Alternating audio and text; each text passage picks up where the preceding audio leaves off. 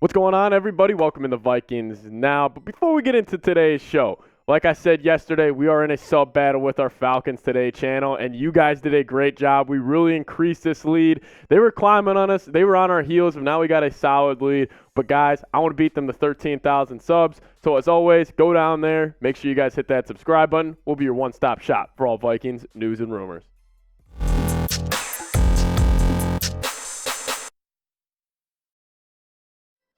What's going on, guys? Welcome in the Vikings now. My name is Patrick Seatman, and on today's show, we're going to be discussing some winners and losers from Minnesota Vikings Minicamp, and I'm fired up right now because we got real football to talk about. No more of that trade rumors, the rumors garbage. We got real football talking about our 2023 Vikings team, and I'm super excited. And also, I will say before we get into this, there are no real losers. I kind of got creative with the losers on this list, but they're not technically losers. Well, let's start off with the winners, and that is Jaquelin Roy, the defensive tackle out of LSU.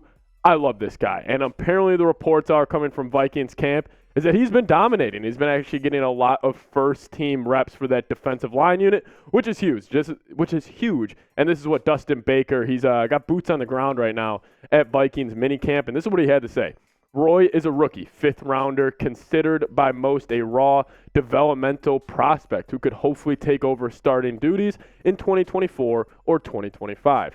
Don't look now, but the man is off to a fast start if he's getting run with the big boys. Of course, this doesn't mean Roy will start on the Vikings defensive line in September. There's a long way to go in formulating the 53-man roster plus the starters. But for Roy's sake, this is wonderful news. Men from round 5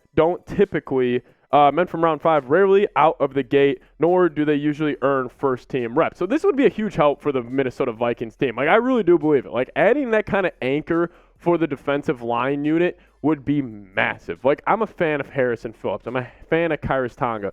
But those guys are, I would say they're good, but they're nowhere near great. I do think Jaquelin Roy, he's got that great possibility. He's got that high upside.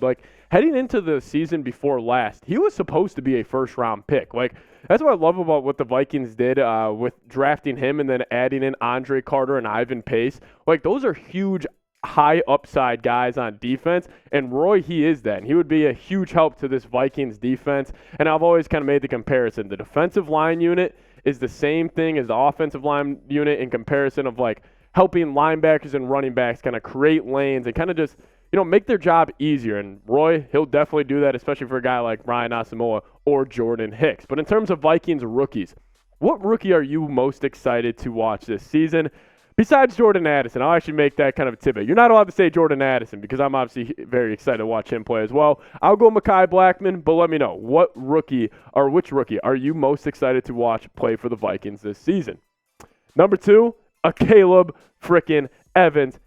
He has been balling out. I have been hearing great reports about Akayleb Evans, and honestly, the Vikings need him to have a big year. And the reports are coming out of camp that Evans has been making plays all minicamp. Obviously, Jefferson just showed up there yesterday, but no Jordan Addison.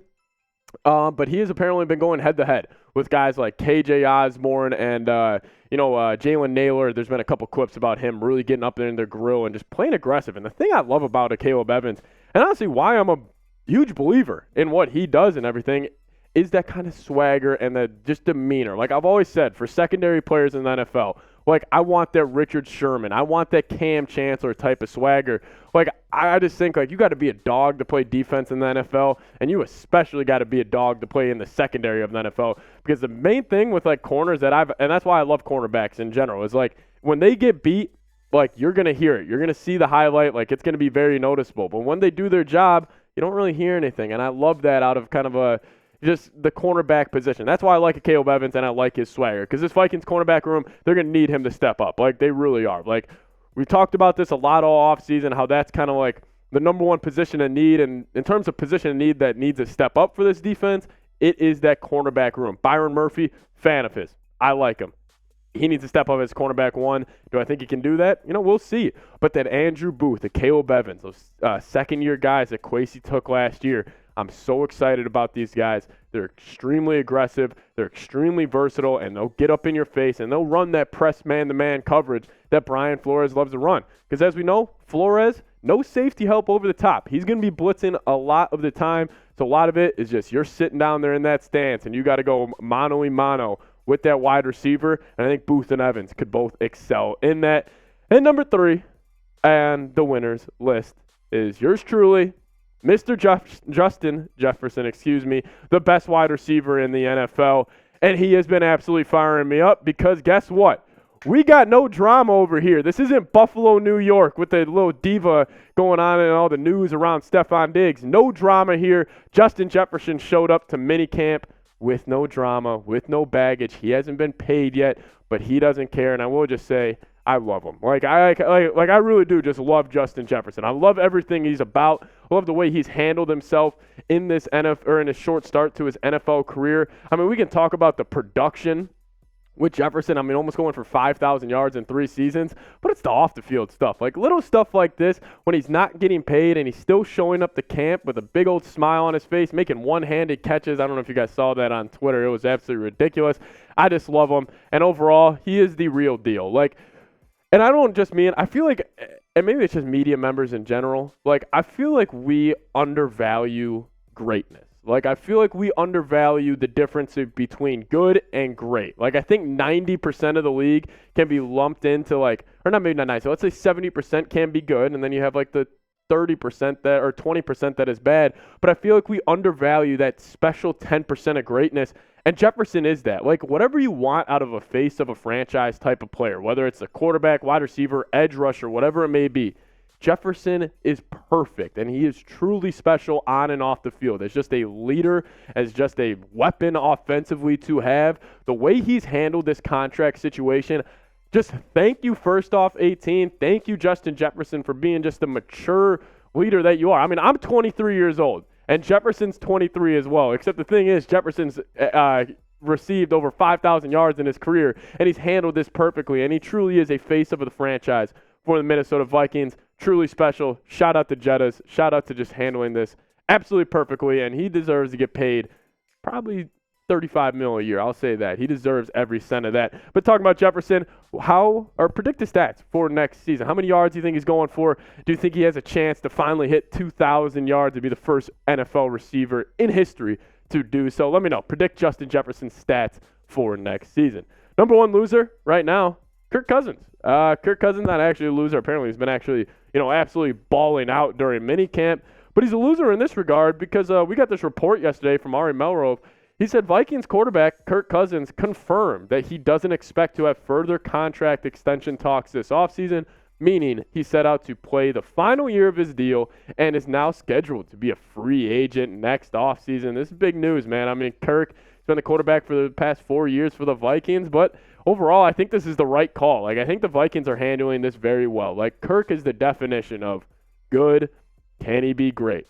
We've seen this battle with Kirk Cousins.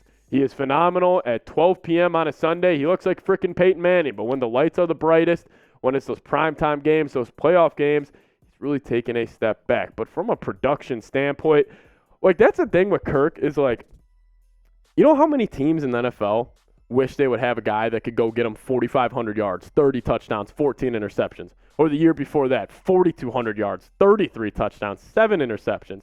Even the year before that, 4,200 yards again, 35 touchdowns and 13 interceptions. Kirk, it's just going to be that good, not great. And I really wonder what the kind of, breaking point or kind of what would kind of tilt it in another direction.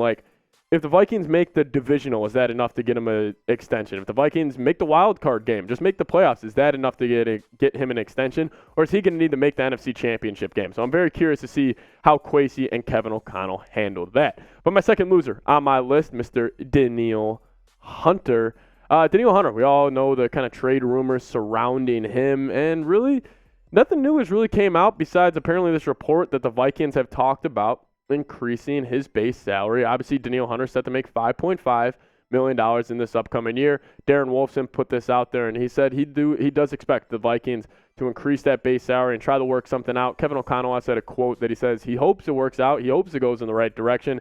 So overall, Vikings, get this done. I mean, you're not going to win a lot of games this year, especially without him on this roster. I just think edge rushers are such a necessity in the NFL nowadays. Like, you got to be able to get to the quarterback, and he does that better than anybody on this team. So pay him, extend him, pay him the money he deserves. But I'll ask you guys, should the Vikings trade Danielle Hunter? Maybe you're in the camp that if they could get a first-round pick for him, let him go. Maybe it's time to move on. Maybe you're thinking, with the recent injury news or injury history with him, maybe you're just saying, let him go. But who knows? Let me know. Should the Vikings trade Danielle Hunter? T for trade, P for pass. I hate doing this. Trace, I know you're upset with me. But I'm upset too. Ivan Pace Jr. finds himself number 3 on my losers list, and he's not even a loser. So everybody calm the hell down. He's not actually a loser.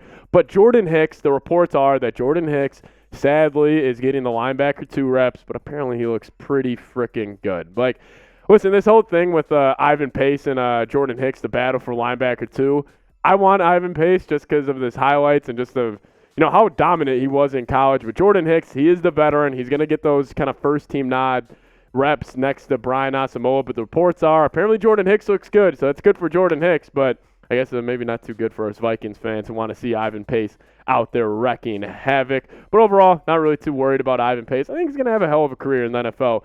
Just maybe he won't be getting the starter reps that a lot of us thought he would get early on in his rookie season. As always, thank you guys so much for watching today's show. Help us reach 13,000 subscribers. Give me a skull down in the comment section. Good point, Trace. See you guys next time. Skol Vikes.